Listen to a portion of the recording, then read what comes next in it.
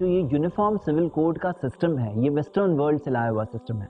इस सिस्टम के अंदर धर्म को खत्म करके सिर्फ कोर्ट लेवल पर सारी चीजें डील की जाती हैं। धर्म का मकाम इस चीज में नहीं रखा जाता। ये धार्मिकता से अधार्मिकता की तरफ ले आना, रिलीजियसनेस से इररिलीजियोसिटी की तरफ ले जाने वाला सिस्टम है। वहाँ का शादी का सिस्टम फेल हो चुका है, डिवोर्स का सिस्टम फेल हो चुका है, वहाँ का फैमिली सिस्टम फेल हो चुका है। तो वहाँ के इस सिस्टम को इंडिया में लाकर यहाँ पर हमारा अच्छे सिस्टम को स्पॉइल करने की क्या जरूरत है? मैं ये नहीं कह रहा हूँ कि सब चीजें इंडिया में परफेक्ट है। हाँ, हमें भी कमियां हैं, हमें भी कहीं सुधरने की जरूरत है, लेकिन कम से कम इस चीज में तो इंडिया बहुत अच्छा है।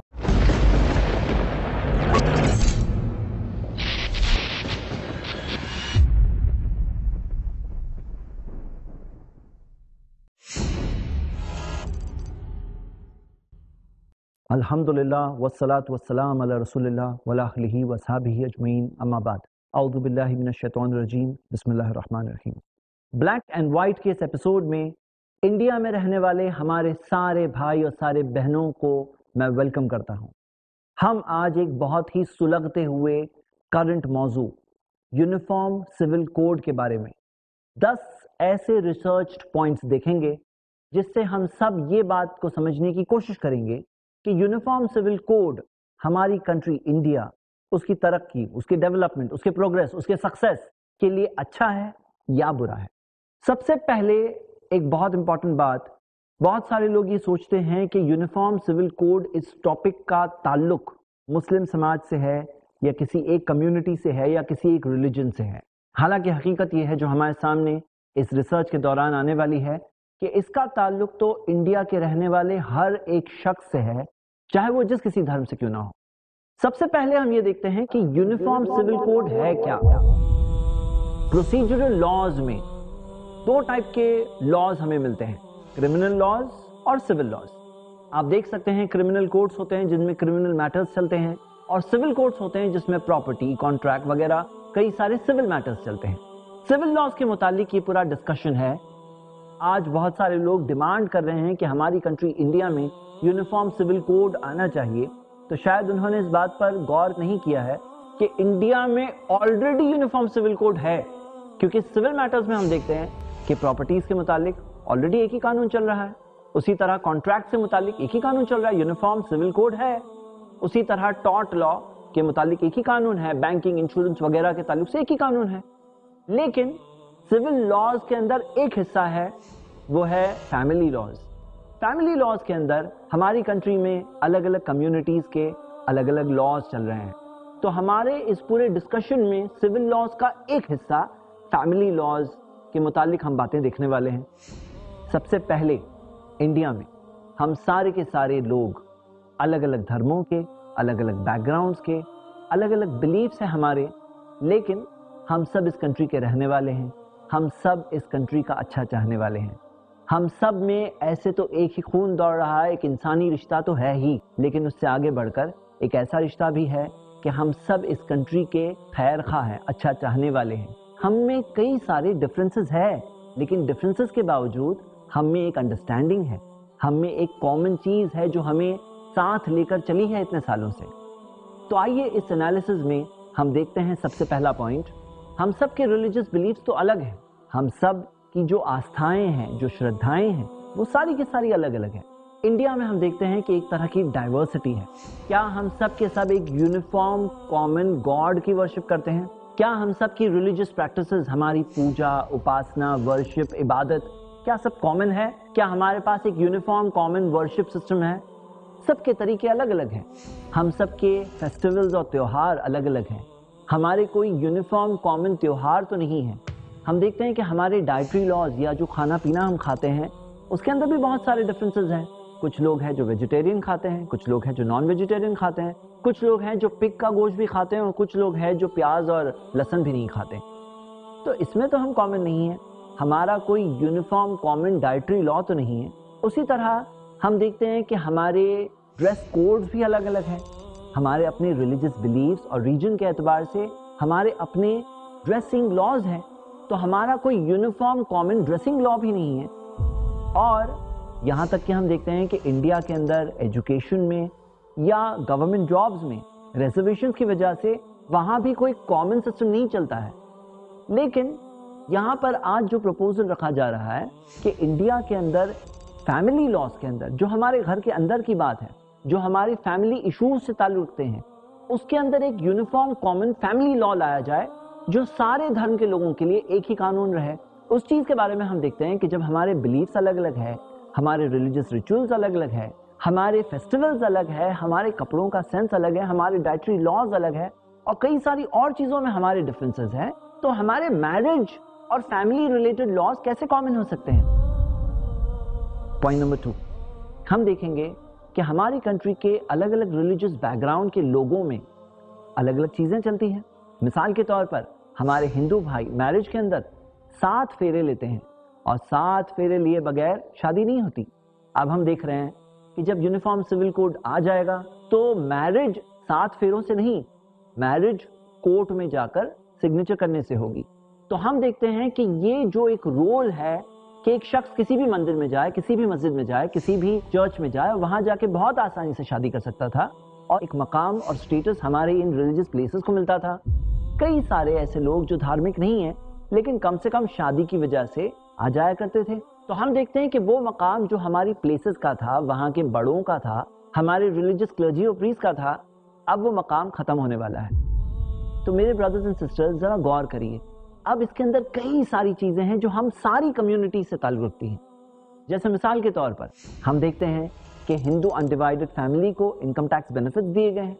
इनकम टैक्स पर्पस के लिए उसका एक अलग इंडिविजुअल पैन कार्ड होता है, उसकी अलग एक अपनी टैक्स रेंज होती है। मिसाल के तौर पर हम देखते हैं कि 10 लाख की इनकम हो और क्योंकि एक अलग एंटिटी है तो इसका एक 1.25 लाख रुपए का इनकम टैक्स होगा। वही 10 लाख इनकम अगर जनरली उसके बगैर होती तो 3 लाख का इनकम टैक्स होता, यानी कि तकरीबन 1.25 लाख की इनकम टैक्स की सेविंग जो मिलती है, जो एक एक फैमिली को, ऐसी लाखों फैमिलियां हैं जो ये टैक्स बेनिफिट ले रही है। उसी तरह हम देखते हैं कि हमारी पूरी कंट्री में कई सारी कम्युनिटीज से ताल्लुक रखने वाली कई सारी चीजें हैं। मिसाल के तौर पर हमारे सिख भाइयों में आनंद मैरिज एक्ट सन 1909 में यह एक्ट पास हुआ था जो सिख पर्सनल लॉ से ताल्लुक रखता है। आज से सिर्फ 4 साल पहले 2012 में आनंद मैरिज एक्ट एक अमेंडमेंट से गुजरा, जिसके बाद सिख मैरिजेस कन्वीनियंटली बहुत आसानी से आनंद मैरिज एक्ट के जरिए रजिस्टर हो सकती थी। कितनी खुशियां थी। सिख कम्युनिटी में हम देखते हैं कि कितने सारे पॉजिटिव स्टेटमेंट्स आए, कितने सारे पॉजिटिव रिस्पॉन्स आए। हम देखते हैं कि सिख राइट ग्रुप्स ने ये प्लान बनाया कि हमें ये कामयाबी मिली, अब हमें इसके बाद ये कामयाबी चाहिए। लेकिन अभी सिर्फ 4 साल गुजरे हैं और सारी वो खुशी, सारी वो कोशिशें खत्म हो जाएगी फिर एक बार अगर यूनिफॉर्म सिविल कोड आ जाता है। ताज्जुब की बात तो ये है कि पाकिस्तान जैसी कंट्री में भी आनंद मैरिज एक्ट 2007 में पास हुआ और बांग्लादेश में भी 1909 वाला एक्ट आज भी वैलिड है। हम आगे बढ़ते हैं आदिवासियों की तरफ। इन दिनों में एक आदिवासी ग्रुप ने सुप्रीम कोर्ट में यूनिफॉर्म सिविल कोड के खिलाफ अपना पिटीशन दर्ज किया। इस ग्रुप का यह कहना है कि हम 11 करोड़ आदिवासी जो इंडिया में रहते हैं ये हिंदू मैरिज एक्ट के अंदर नहीं आते।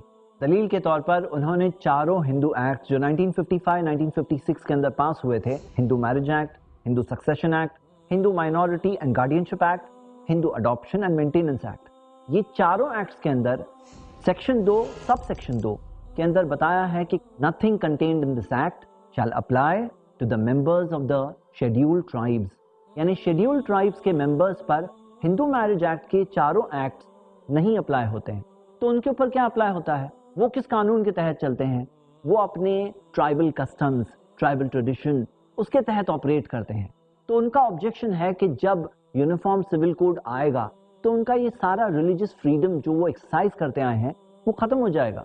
और दलील के तौर पर उन्होंने ये भी कहा है कि सेंसस रिपोर्ट्स में अदर रिलीजन्स एंड परसुएशंस का जो सेक्शन है, जिसके तहत अपेंडिक्स में दिया है कि 60 रिलीजन्स के स्पेसिफिकेशंस है, तो उन्होंने बताया कि वो हिंदू फेथ में नहीं आते, उनका शुमार, उनकी काउंटिंग अदर रिलीजन्स एंड परसुएशंस में होनी चाहिए। आइए हम क्रिश्चियन कम्युनिटी की तरफ आते हैं। क्रिश्चियन कम्युनिटी 2 पुराने लॉज से गवर्न की जाती है, the Indian Christian marriage act 1872 और इंडियन डिवोर्स एक्ट 1869। अगर आप देखेंगे तो क्रिश्चियंस का एक अपना सिस्टम है। जिस तरह से चर्च में वो शादियां करते हैं, चर्च के अंदर उनके सिस्टम्स होते हैं, उसी तरह आप देख सकते हैं कि क्रिश्चियन डिवोर्स लॉज के अंदर कई सारी स्पेशल चीजें हैं, स्पेशल प्रोविजंस हैं। मिसाल के तौर पर कोई शख्स अगर क्रिश्चियनिटी से कन्वर्ट करके कोई और धर्म में चला जाए तो दिस इज ग्राउंड्स, ये एक ऐसी बुनियाद है जिसके बेसिस पर एक बीवी अपने शौहर से डिवोर्स मांग सकती है क्रिश्चियन पर्सनल लॉ में। उसी तरह रोमन कैथोलिक चर्च का एक बनाया हुआ सिस्टम है मेंसा इटोरो, जिसे क्रिश्चियन डिवोर्स लॉज के अंदर अकोमोडेट किया गया है। यहां तक हम देखते हैं कि Cochin Christian civil marriage act नाम का एक अलग एक्ट है जो कोचिन और ट्रेवेनकोर ये दो जगहों के लिए खास अप्लाई किया जाता है। जब पारसियों की तरफ हम देखते हैं तो Parsi marriage act and divorce act जो 1865 में पास हुआ, इसका ताल्लुक पारसी मैरिज से है। पारसी मैरिज के अपने लॉज हैं। मिसाल के तौर पर उनके कानूनों में ये भी कानून है कि ब्लड रिलेटिव्स में मैरिज अलाउड नहीं। उसी तरह उनका एक सिस्टम है आशीर्वाद का सिस्टम, जिसके बगैर शादी नहीं होती। हम देखते हैं कि यूनिफॉर्म सिविल कोड की वजह से ये सारे के सारे रिलीजन्स की अपनी अपनी जो प्रैक्टिसेस है वो सब की कोई हैसियत नहीं रहेगी। हैसियत रहेगी कोर्ट की, और कोर्ट में जाकर एक पर्सन शादी कर सकता है। रिलीजियस कस्टम्स की हैसियत सिर्फ नेम से रहेगी। जब हम मुस्लिम कम्युनिटी की तरफ देखते हैं, 2011 के सेंसस में आया है कि इंडिया की 121 करोड़ पॉपुलेशन में से 17.2 करोड़ मुसलमान हैं, जो 14.6% है। जो अगर हम आज के लाइफ स्टैट्स के हिसाब से देखें 2016 के, जिसमें इंडिया की पॉपुलेशन का एस्टिमेट है कि तकरीबन 133 करोड़ है, तो मुस्लिम पॉपुलेशन 19.4 करोड़ बन जाती है। क्या आप जानते हैं कि इंडिया के 19.5 करोड़ मुस्लिम पॉपुलेशन क्या मकाम रखती है? जब हम देखते हैं वर्ल्ड में टोटल 195 कंट्रीज है, अगर हम ताइवान को अलग कंट्री ना काउंट करें। ये 195 कंट्रीज में ये टॉप की सिर्फ 6 कंट्रीज छोड़कर बाकी 189 कंट्रीज की जो टोटल पॉपुलेशन है वो टोटल पॉपुलेशन से ज्यादा माइनॉरिटी इंडिया में है। अब हम देखते हैं ये भी एक हैसियत रखती है। मुसलमानों के भी अपने रिलीजियस सिस्टम्स एंड शरिया लॉज है जो वो चाहते हैं कि मेंटेन किए जाएं। आज हम देखते हैं कि जो एक सोच पैदा हुई है कि पूरे के पूरे कंट्री में सिर्फ एक ही कानून होना चाहिए। आप देखेंगे अमेरिका जैसी कंट्री में जहां 50 स्टेट्स हैं, 50 के 50 स्टेट्स में अपने क्रिमिनल लॉज हैं। सिविल लॉज की हम बात नहीं कर रहे हैं, हम क्रिमिनल लॉज की बात कर रहे हैं। हर स्टेट में अपने अपने क्रिमिनल लॉज हैं। और अमेरिका की बात कहां करें, अगर हम इंडिया की बात करते हैं तो lawsofindia.org इस वेबसाइट पर अगर आप जाएं तो सारे स्टेट्स के लॉज कानून दिए हुए हैं। आप देखेंगे इंडिया के हर स्टेट के बनाए हुए अपने अपने कानून हैं। सिर्फ महाराष्ट्र में 1000 से ज्यादा कानून है। अगर आप टोटल करें तो 6667 कानून है जो स्टेट लॉज है। क्या पूरे इंडिया में एक ही कानून चल रहा है? तो नहीं। हम देखते हैं कि अपने अपने स्टेट्स की वहां की नीड के एतबार से, वहां की जरूरत के एतबार से अलग अलग कानून बनाए गए हैं। तो जब इतने सारे अलग कानून हो सकते हैं और अलग अलग कंट्रीज में हम देख सकते हैं, तो इंडिया जैसी कंट्री जिसके अंदर इतनी डाइवर्स पॉपुलेशन है, इतने सारे धर्मों के लोग रहते हैं जिनकी अपनी अपनी कस्टम्स है, क्या इसे अकोमोडेट नहीं किया जा सकता कि उनके अपने लॉज बाकी रखे जाएं ताकि हर कोई अपने एतबार से अपनी कम्युनिटी में खुशी के साथ अपनी जिंदगी बिताए? आइए हम मेन सवाल को फेस टू फेस देखते हैं। मेन सवाल ये है, जो ये यूनिफॉर्म सिविल कोड का सिस्टम है, ये वेस्टर्न वर्ल्ड से लाया हुआ सिस्टम है।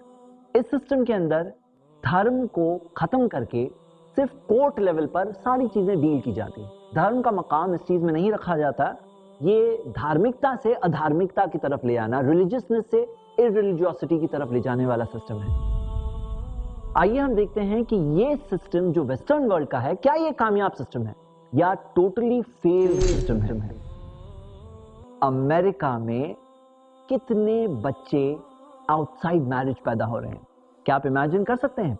अगर 100 बच्चे पैदा होते हैं तो 40 बच्चे आउटसाइड मैरिज पैदा हो रहे हैं। और 30 साल से कम उम्र वाली औरतों को जो बच्चे पैदा हो रहे हैं वो मोर देन 50% आउटसाइड मैरिज पैदा हो रहे हैं। यूरोपियन यूनियन की पूरी 28 कंट्रीज का एवरेज है कि 40% बच्चे शादी के बाहर पैदा होते हैं। और ये तो फिर भी ठीक है, फ्रांस 57% पहुंच चुका है, यानी 50% क्रॉस कर चुका है। आइसलैंड में तो 66.9% बच्चे आउटसाइड मैरिज पैदा हो रहे हैं। यूके में 2012 में इटसेल्फ 47% बच्चे आउटसाइड मैरिज पैदा हो रहे थे। 2016 का उनका एस्टिमेट था कि बाय 2016 मोर देन 50% पॉपुलेशन, यानी 100 में से 50 बच्चे कम से कम मैरिज के बाहर पैदा होंगे। इस चीज का एहसास उन्हें खुद हुआ है कि इस चीज से कितने डैमेजिंग रिजल्ट्स पैदा होंगे। यूके के पार्लियामेंट में वहां के एमपीज ने प्रोटेस्ट किया और उन्होंने कहा कि हमें कुछ टैक्स बेनिफिट देना चाहिए वो लोगों को जो मैरिज के अंदर बच्चे पैदा करते हैं, क्योंकि जो बच्चे आउटसाइड मैरिज पैदा होते हैं उन्हें कई साइकोलॉजिकल प्रॉब्लम्स को फेस करना पड़ता है, उनका परफॉर्मेंस स्कूल में अच्छा नहीं होता, कई बार ऐसे बच्चे ड्रग अब्यूज के शिकार हो जाते हैं। अमेरिका में तकरीबन 1 करोड़ ऐसी माएँ हैं जो अकेले बच्चों की परवरिश कर रही हैं, और अमेरिका के हर 4 बच्चों में से 1 बच्चा ऐसी माँ के पास बड़ा हो रहा है बगैर फादर के, अपने बाप के बगैर। यानी 1.25 करोड़ अमेरिकन बच्चे अपनी सिंगल मदर्स के पास बड़े हो रहे हैं। census.gov American government census website, जिसमें आप ये खुद जाकर सारी चीजें वेरीफाई कर सकते हैं। अब ऐसी मदर्स का क्या होता है जिन्हें बाप का भी रोल अदा करना पड़ता है और माँ का भी रोल, क्योंकि बाप तो प्रेग्नेंट नहीं होता, और कई बार हम देखते हैं कि ऐसी माएँ ऐसे बच्चों का अबॉर्शन करा देती हैं। तकरीबन 26% प्रेगनेंसीज अबॉर्शन के अंदर खत्म कर दी जाती है। यानी कि अगर 100 माएँ प्रेग्नेंट हो रही है तो 26 माएँ अपने बच्चों का अबॉर्शन करा देती है। 74 माएँ जो डिलीवरी करती हैं उनका ये हाल होता है कि ऐसी सिंगल मदर्स में से 28.7% माओं को सिवियर मेंटल डिसेबिलिटी हो जाती है, इतने सारे प्रेशर्स की वजह से। मैरिज लॉज, डिवोर्स लॉज का ताल्लुक रिलीजन से तोड़ देने की वजह से वहाँ का पूरा फैमिली सिस्टम ही टूट गया। वहाँ मैरिज के सिस्टम को मुश्किल बना देने की वजह से, डिवोर्स सिस्टम मुश्किल बना देने की वजह से और कई सारी डिफिकल्टीज की वजह से बहुत से लोगों की सोच ये बन गई कि हम पहले ऐसे ही रहकर देख लेते हैं, अगर सब चीज सेट हो गई, ठीक हो गई, तो बाद में जाके शादी कर लेंगे। लेकिन बाद में भी जब शादी करते हैं तो आपको पता है वैसी शादियों का क्या होता है। आप देखेंगे अक्सर ये वेस्टर्न कंट्रीज के अंदर बहुत ही हाई डिवोर्स रेट्स है। इंडिया के अंदर तलाक और डिवोर्स का इशू बहुत डिस्कस किया जा रहा है। आज हम देखते हैं कि डिवोर्स के इशू को एक कम्युनिटी के साथ जोड़ा जा रहा है, लेकिन 2011 के सेंसस रिकॉर्ड जब हम देखते हैं तो बहुत जरूरी है कि डिवोर्स के फिगर्स के साथ साथ हम लोगों को सेपरेटेड के फिगर्स भी साथ में रखकर एक टोटल फिगर का जायजा लेना चाहिए। जब इस टोटल फिगर को हम देखते हैं तो आप पाएंगे कि सारे फेथ्स में ये चीज प्रैक्टिस हो रही है। डिवोर्स एंड सेपरेटेड मिलाकर सारे फेथ्स के अंदर तकरीबन उनकी पॉपुलेशन के करीब करीब ही है, थोड़ा सा प्लस या माइनस होकर हम देखते हैं कि ये चीज प्रिवेलेंट है। मिसाल के तौर पर जो टोटल फिगर्स है, हिंदू रिलीजन का शेयर 77% है, मुस्लिम्स का शेयर 15% है, क्रिश्चियंस का शेयर 4% है, और सिख, बुद्धिस्ट, जैन और अदर्स ये सब के भी अपने अपने शेयर्स हैं। तो हम ये देखते हैं कि ये चीज जो इंडिया में आज है ये एक बहुत बड़ा सक्सेस है कि हमारे 1000 मैरिजेस में सिर्फ 13 डिवोर्स तक पहुंचते हैं। 1000 शादियां होती है, 13 डिवोर्स होते हैं। अमेरिका में 1000 शादियां होती है, 530 डिवोर्स होते हैं, और अमेरिका फिर भी इसमें बाकी कंट्रीज के कंपैरिजन में कम है।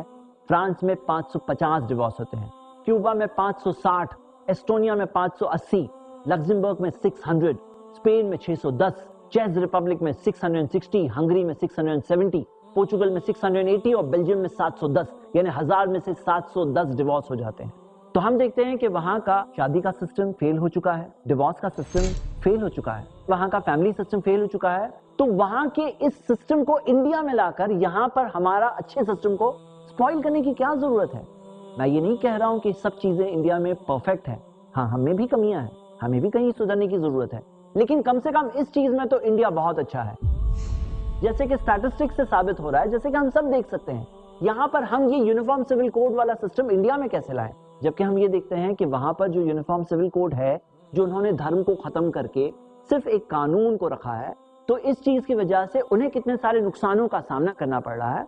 तो आज हमारे हम अच्छे सिस्टम को कैसे स्पॉइल कर सकते हैं। आगे आप देखेंगे कि अमेरिका के अंदर जब मैरिज का सिस्टम डिस्टर्ब हो गया तो कौन सा सिस्टम चलता है।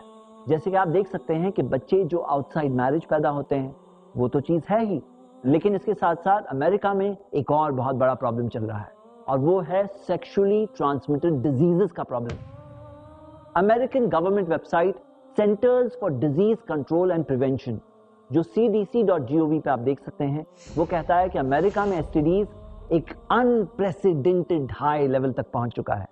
अमेरिका के 33 करोड़ लोगों में से 11 करोड़ लोगों को एसटीडी हो चुके हैं।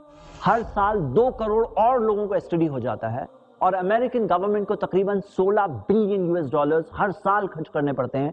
16 बिलियन यूएस डॉलर्स का मतलब 1,70,000 करोड़ इंडियन रुपीस।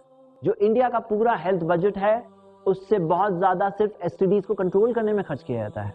मैं अपील करता हूं हमारे कंट्री के सारे लोगों से, हमारी कंट्री की सारी वो विमेन राइट्स ग्रुप से भी अपील करता हूं कि आप ही बताइए, ये जो वेस्टर्न सिस्टम है जो यूनिफॉर्म सिविल कोड के जरिए ग्रेजुअली इंडिया में लाया जा रहा है, वो वेस्टर्न सिस्टम क्या सचमुच औरतों को राइट्स दे रहा है? क्या बीत रही उन सारे बच्चों पर?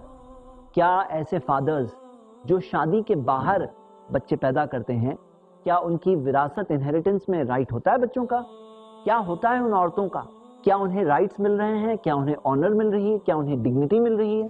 या उनका गलत फायदा उठाया जा रहा है? तब तक जब तक वो खूबसूरत है, तब तक उन्हें कोई मिलेगा जो उनमें इंटरेस्टेड होगा, उसके बाद क्या? तो ये पूरा के पूरा सिस्टम एक बहुत ही नुकसानदेह, एक बहुत ही हार्मफुल सिस्टम है। और हमारे यहाँ जो बेटर सिस्टम है, जो पर्सनल लॉज पर बेस्ड सिस्टम है, हम उस अच्छे सिस्टम को छोड़कर एक वर्सेस सिस्टम को क्यों लाएं? पॉइंट नंबर 4, इंडिया के ऑलरेडी ओवरबर्डन जुडिशियल सिस्टम पर क्या हम एक और एडिशनल बर्डन तो नहीं डाल रहे हैं? अगर आप नेशनल जुडिशियल डेटा ग्रिड पर जाकर देखें, आज की लेटेस्ट रिपोर्ट है कि 2 करोड़ 30 लाख केसेस पेंडिंग पड़े हैं। और जब आप डिस्क्लेमर्स में जाकर देखेंगे तो डिस्क्लेमर्स में दिया है ये 2 करोड़ 30 लाख केसेस में फैमिली केसेस इंक्लूडेड नहीं है। फैमिली केसेस तो अलग है। कुछ लोगों ने कैलकुलेट किया कि जो स्पीड में ये केसेस डिस्पोज ऑफ किए जाते हैं, 30 साल लगने वाले हैं सारे क्रिमिनल केसेस को सॉल्व करने में। उन 30 सालों में पता नहीं और कितने एडिशनल केसेस आ जाएंगे। और अगर सिविल केसेस को देखा जाए तो वो तो कभी खत्म नहीं होने वाले। तो हम देखते हैं कि हमारे इस ओवरबर्डन सिस्टम के अंदर क्या हम कॉम्प्लिकेशंस नहीं क्रिएट कर रहे हैं? डिवोर्स मैटर्स की जब बात देखी जाती है तो डिवोर्स मैटर्स जब कोर्ट बेस्ड किए जाते हैं तो कोर्ट के अंदर एक लॉन्ग कॉम्प्लिकेटेड ट्रायल चलता है। अगर हस्बैंड या वाइफ में से किसी एक ने भी ऑब्जेक्ट कर लिया तो मिनिमम 3 से 5 साल तो लगते ही हैं। किसी किसी केस में 10 साल, 15 साल, 20 साल और 25 साल तक भी लग जाते हैं डिवोर्स मिलने में। आप बताइए, इतने सालों में वो हस्बैंड और वाइफ जिन्हें ना डिवोर्स मिला है ना वो मैरिड हैं, उनका क्या होता है? वो किस चीज में इन्वॉल्व हो सकते हैं? उनके लिए जिंदगी में क्या ट्रायल और क्या सुकून और क्या उनको पार्टनरशिप मिल सकती है, नहीं मिल सकती है? पॉइंट नंबर 5, हम ये जानते हैं कि इंडिया में स्पेशल मैरिज एक्ट 1954 में पास किया गया, जिसके तहत अलग से स्पेशल मैरिजेस की जा सकती है, जिसे आम आदमी की जुबान में कोर्ट मैरिज कहा जाता है। जो कोर्ट मैरिज का सिस्टम है वो आज कल से नहीं, 1954 से इंडिया में आया है। लेकिन हम सब जानते हैं कि कितने लोग हैं जो कोर्ट मैरिजेस करते हैं। आमतौर पर कॉमन बात है, नॉर्मली ऑलमोस्ट सब के सब लोग अपने अपने सिविल लॉज में शादी करना प्रेफर करते हैं। कोर्ट मैरिजेस के लिए शायद ही थोड़े लोग जाते हैं। इससे क्या बात साबित होती है? इससे यह बात साबित होती है कि इंडियन पॉपुलेशन का मैंडेट, इंडियन पॉपुलेशन की प्रेफरेंस, हम सब की प्रेफरेंस अपने सिविल लॉज की तरफ है। हम सब कोर्ट मैरिजेस को नहीं प्रेफर कर रहे हैं। My dear brothers and sisters, आज हमारा ये फ्रीडम खत्म होने वाला है। अगर आज भी हम सब कुछ ना करें और अपनी प्रेफरेंसेस को जाहिर ना करें और खामोश रहकर सिर्फ एक कम्युनिटी का मसला बन जाए, तो फिर ये सारी फ्रीडम जो हमें मिला हमारे कॉन्स्टिट्यूशन से, जो हमारा पॉइंट नंबर 6 है, जिस आजादी के लिए हम सब ने मिलकर आजादी की जंग लड़ी ताकि हम सबको आजादी मिले और हम आजाद रह सकें इस कंट्री के अंदर, वो आजादी का एक हिस्सा हमसे जाने वाला है। अगर आप इंडियन कॉन्स्टिट्यूशन पढ़ें, 22 पार्ट्स हैं। 22 पार्ट्स में से पार्ट नंबर 3 फंडामेंटल राइट्स के बारे में है, जो कहा जाता है कि इंडिया के कॉन्स्टिट्यूशन का कॉर्नर स्टोन है। ये फंडामेंटल राइट्स में 7 फंडामेंटल राइट्स दिए गए हैं। 7 फंडामेंटल राइट्स में अगर आप आर्टिकल 25 पढ़ें तो फ्रीडम ऑफ रिलीजन का राइट दिया गया है और उसमें क्लियरली दिया है कि all persons are equally entitled to the freedom of conscience. हम सबको अपनी सोच का एक फ्रीडम दिया गया है and the right to freely profess, practice and propagate religion. हम सबको अपने रिलीजन को प्रोफेस करने उस पर अमल और प्रैक्टिस करने और उस चीज को दूसरों तक पहुंचाने, प्रोपोगेट करने का राइट हमें हमारे कॉन्स्टिट्यूशन ने दिया है। अगर आप नेक्स्ट आर्टिकल पढ़ें, आर्टिकल 26, उसके अंदर दिया गया है to manage its own affairs in matters of religion. हर कम्युनिटी को ये राइट दिया गया है, हर रिलीजियस डिनोमिनेशन को राइट दिया गया है कि वो रिलीजन से ताल्लुक रखने वाले अपने मैटर्स को खुद मैनेज करें। सवाल ये है कि क्या फैमिली लॉज रिलीजियस मैटर में आते हैं या नहीं आते हैं? आप बताइए। तो लोगों को एक लीगल राइट मिलता है, एक मान्यता मिलती है, एक एक्सेप्टेंस मिलती है। किसने दिया है वो एक्सेप्टेंस? हमारे रिलीजन ने दिया है। वो दो लोगों को साथ में रहना लीगली करेक्ट कैसे समझा जाता है, सोसाइटी में उसकी एक्सेप्टेंस कैसे आती है, किसने उसे वो एक्सेप्टेंस दी? रिलीजन ने दिया। तो मैरिज, ये खुद, ये फैमिली लॉज, ये हमारे रिलीजियस मैटर है, ये कोई कल्चरल मैटर नहीं है, ये हमारे कोई कस्टम्स नहीं है, ये हमारा रिलीजियस मैटर है। तो ये रिलीजियस मैटर होने की वजह से कॉन्स्टिट्यूशन ने हमें गारंटी दिया है आर्टिकल 25 और आर्टिकल 26 के अंदर कि हमारे ये रिलीजियस राइट्स नहीं डिस्टर्ब किए जाएंगे। लेकिन जब कॉन्स्टिट्यूशन की बात आती है तो अगला सवाल यह आता है कि कॉन्स्टिट्यूशन में ही तो यूनिफॉर्म सिविल कोड के बारे में हमें बताया गया है। आइए, ये हमारा पॉइंट नंबर 6 है। हाँ, कॉन्स्टिट्यूशन में यूनिफॉर्म सिविल कोड का मेंशन है आर्टिकल 44 में, लेकिन वो आर्टिकल कहां है? वो आर्टिकल कॉन्स्टिट्यूशन के पार्ट 4 में है। 22 पार्ट्स में से पार्ट 4 में, और पार्ट 4 क्या है?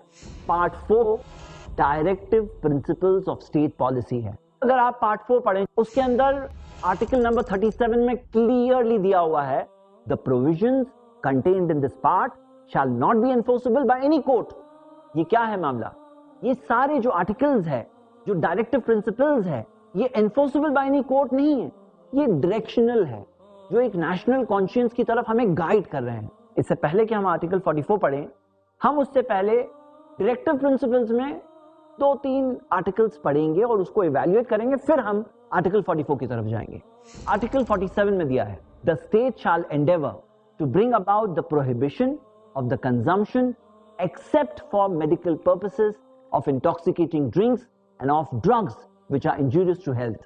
इसमें दिया गया है कि सारे किस्म के शराब, सारे किस्म के ड्रग्स पूरी तरह से इंडिया में बैन किए जाएंगे। आर्टिकल नंबर 47 में दिया हुआ है। इस बारे में क्या किया है? क्या आपको पता है?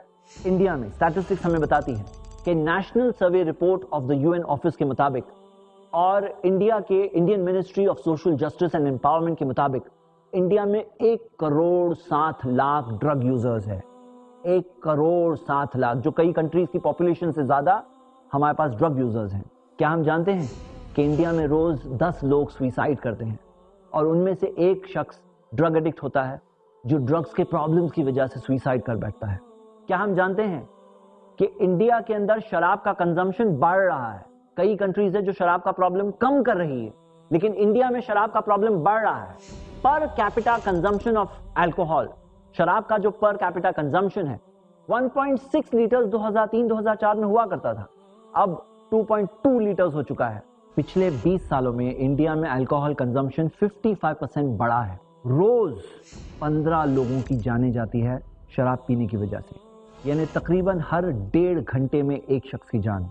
डायरेक्टिव प्रिंसिपल्स में आर्टिकल 39 कहता है that the state shall in particular direct its policy towards securing that the citizens men and women equally have the right to an adequate means of livelihood। यानी रोजगार के ताल्लुक से स्टेट कोशिश करेगा कि सबको रोजगार मिले, सारों के सारों को।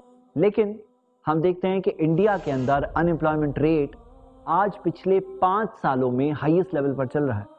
गवर्नमेंट रिपोर्ट्स के मुताबिक इंडिया के 77% घर ऐसे हैं जहां कोई रेगुलर इनकम नहीं है, जहां रेगुलर वेजेस या रेगुलर सैलरी मिल रही है। किसी महीने में मिलती है, कभी नहीं मिलती है।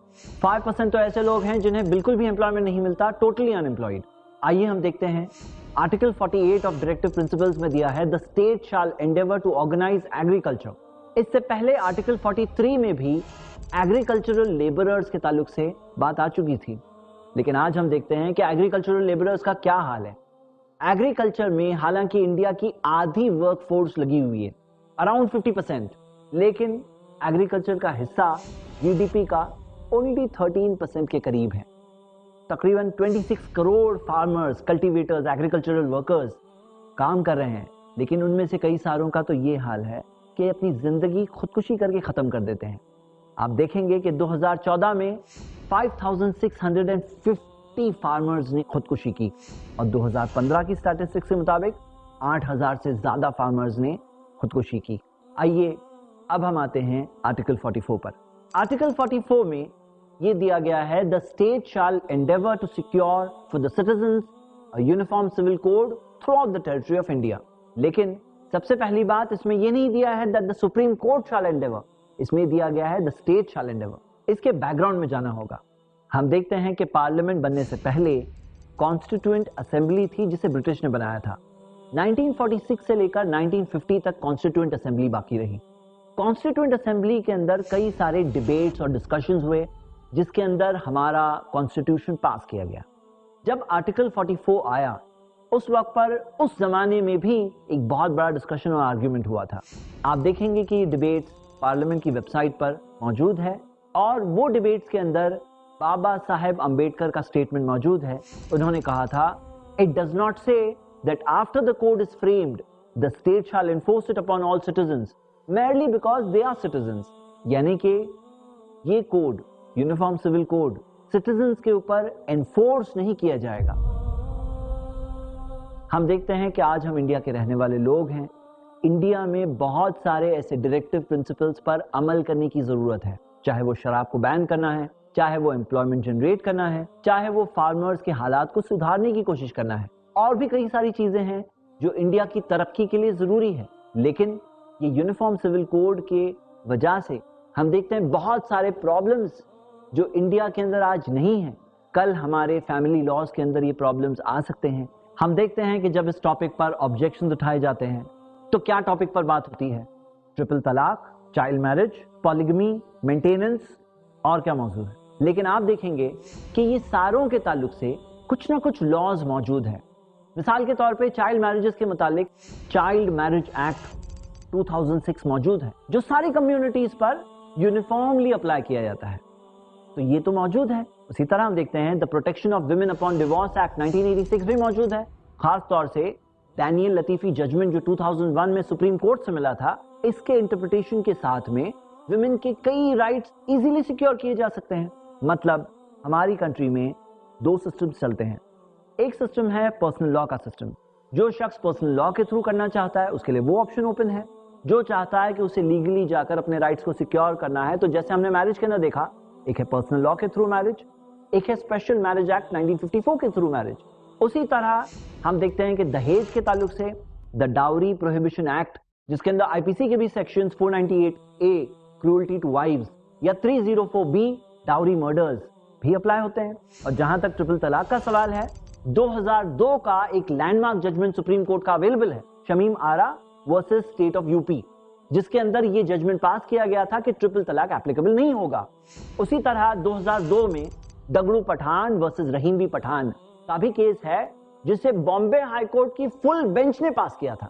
और साथ साथ में 2004 का एक और केस है नजमू बी वर्सेस सिकंदर रहमान का भी केस मौजूद है। तो जो लेडीज चाहते हैं कि वो कोर्ट ऑफ लॉ के सिस्टम से जाए, वो जाकर वहां से हासिल कर सकते हैं। लेकिन बाकी सारे लोग जो सिविल लॉ के तहत रहना चाहते हैं वो रह सकते हैं। तो हमारे पास ये दोनों सिस्टम्स आज ऑलरेडी मौजूद है। जो बात इस तरह से मीडिया में हो रही है जैसे कि कुछ कानून मौजूद ही नहीं और कानून अभी लाया जा रहा है, तो कानून ऑलरेडी मौजूद है और कानून में कई सारे लॉज, कई सारे ऐसे जजमेंट ऑलरेडी मौजूद है जिससे जो लोग वो सिस्टम से जाकर कुछ हासिल करना चाहते हैं वो कर सकते हैं। पॉइंट नंबर 9, 175 साल की गुलामी से हम 1947 में आजाद हुए। ब्रिटिश ने हमारे कई सारे हुकूक ले लिए, कई तरह के जुल्म ढाए, लेकिन ब्रिटेन ने हमारे पर्सनल लॉज का राइट नहीं लिया था। उस 175 साल के पीरियड में आप देखेंगे कि लेक्सी लॉ की रिपोर्ट मौजूद है जो 1840 के अंदर है, जिसके अंदर हम देखते हैं कि ब्रिटिश गवर्नमेंट ने कहा, it is recommended that the personal laws of Hindus and Muslims should be kept outside such codification. 1859 में क्वीन का प्रोक्लेमेशन था कि personal laws should continue to govern by separate courts for different communities. 1772 में Warren Hastings जो उस जमाने का governor general था, उसने ऐसे प्रोविजंस बनाए जिससे कि हिंदू लॉ हिंदूज के लिए, इस्लामिक लॉ मुस्लिम्स के लिए, जो पर्सनल मैटर के लिटिगेशन में इस्तेमाल किया जाए। और इंडिया की आजादी 1947 में हुई, लेकिन उससे 10 साल पहले 1937 में मुस्लिम पर्सनल लॉ शरीयत पास किया गया। तो हम देखते हैं कि यहाँ पर ये सारे कानून जो चलते आए, हिंदूज को, मुस्लिम्स को, क्रिश्चियंस को, पारसीज को, सबको अपने पर्सनल लॉज इस पूरे पीरियड में मिलते रहे। तो हम देख रहे हैं कि इस तरह का सप्रेशन तो ब्रिटिश ने भी नहीं किया। आखिरी बात, 10वां पॉइंट, आज हम देख रहे हैं कि यूनिफॉर्म सिविल कोड के ऑपोजिशन में सब बैकग्राउंड के लोग मिलकर आ रहे हैं। अगर हम मुस्लिम कम्युनिटी की बात करें तो आज हम देखते हैं कि all India Muslim personal law board के अंडर मुस्लिम कम्युनिटी के सारे सेक्ट्स के लोग साथ में मिलकर इस मैटर को अपोज कर रहे हैं। सारे के सारे सेक्ट्स में से कोई एक भी सेक्ट ऐसा नहीं है जिसने यूनिफॉर्म सिविल कोड को सपोर्ट किया है। हाँ, कुछ फ्रिंज एलिमेंट्स हैं जो टेलीविजन पर आकर या खुद की पर्टिकुलर इंडिविजुअल हैसियत में वो कुछ अपने ओपिनियंस रखते हैं, लेकिन मैं उनसे भी एक बात कहना चाहता हूं कि वो एक बात को मिस आउट कर रहे हैं। यहां पर अब टॉपिक ये नहीं डिस्कस हो रहा है कि एक सिटिंग में 3 तलाक 3 होंगे या 1 होंगे। यहां 3 और 1 की बात नहीं हो रही है। यहां बात ये हो रही है कि मुस्लिम पर्सनल लॉ के तहत ये चलेंगे या सारे कम्युनिटीज के सारे लॉज जैसे Hindu personal law, Christian personal law, Parsi personal law के तहत हमारी कंट्री चलने वाली है, या हमारी कंट्री कोई एक कॉमन यूनिफॉर्म सिविल कोड के तहत चलने वाली है। अगर यूनिफॉर्म सिविल कोड के अंडर में मामला आता है तो कोई भी डिवोर्स नहीं दे पाएगा, ना हस्बैंड दे पाएगा, ना वाइफ दे पाएगी। डिवोर्स तो सिर्फ कोर्ट दे पाएगा। मैं उम्मीद करता हूं कि 10 पॉइंट्स जो आप सबके सामने रखे गए हैं, ये 10 पॉइंट्स पर हम सब के सब गौर करेंगे और हम सब के सब इस चीज के अंदर एक सोल्यूशन का हिस्सा बनेंगे, क्योंकि आज इंडिया एक टर्निंग पॉइंट पर है। अगर इस टर्निंग पॉइंट पर हम सारे के सारे कोई पॉजिटिव स्टेप नहीं लेते अपनी फ्रीडम को मेंटेन करने के लिए, तो हो सकता है कि वो एक दरवाजा खुल जाएगा, एक ऐसा दरवाजा जिसमें आज तो जो चीजें होगी पता नहीं, लेकिन वो दरवाजा खोलने के बाद फ्यूचर की कौन सी हुकूमत कौन से कानूनों को लाकर आखिर में धार्मिकता से अधार्मिकता की तरफ, या जो हमारे यहाँ एक पाकीज़गी का, चेस्टिटी, अच्छे मॉरल्स का एक सिस्टम जो हमारी सोसाइटी में हमें दिखता है, जिसकी सेफ्टी हम सबके सब महसूस करते हैं, कहीं ऐसा तो नहीं कि वो सेफ्टी, वो चेस्टिटी, वो पाकीज़गी हमारी सोसाइटी से चले जाएगी। आखिर में हम सब ने मिलकर आज़ादी के जंग को लड़ा। आज हमारी आज़ादी यहाँ पर मौजूद है। आज कुछ लोगों के इस मौजू को, इस टॉपिक को एक गलत तरीके से अंडरस्टैंड करने की वजह से हमारी ये फ्रीडम रिस्ट्रिक्ट करने की बात हो रही है।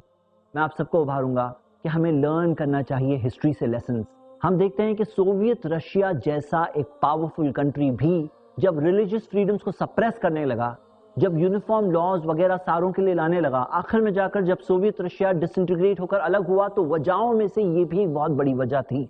हम सब के लिए बहुत जरूरी है कि हम सब अपने प्यार, अपनी मोहब्बत, अपनी एकता, अपनी अंडरस्टैंडिंग, अपनी हार्मनी, अपनी टॉलरेंस को मेंटेन रखते हुए इस कंट्री के फ्रीडम को संभालें, जो हमारे बड़ों ने, हमारे ग्रेट लीडर्स ने हासिल किया और हमें दिया। आज हमें इसे प्रिजर्व करके आगे की जनरेशन तक पहुंचाना है। Thank you. मैं उम्मीद करता हूं कि हम सब इस चीज को सुनने के बाद अपनी लिमिट में रहकर पॉजिटिव एक्शन इस सोसाइटी को बचाने के लिए जरूर लेंगे। Thank you so much. वाखिर दावाना अनिल हम्दुलिल्लाहि रब्बिल आलमीन।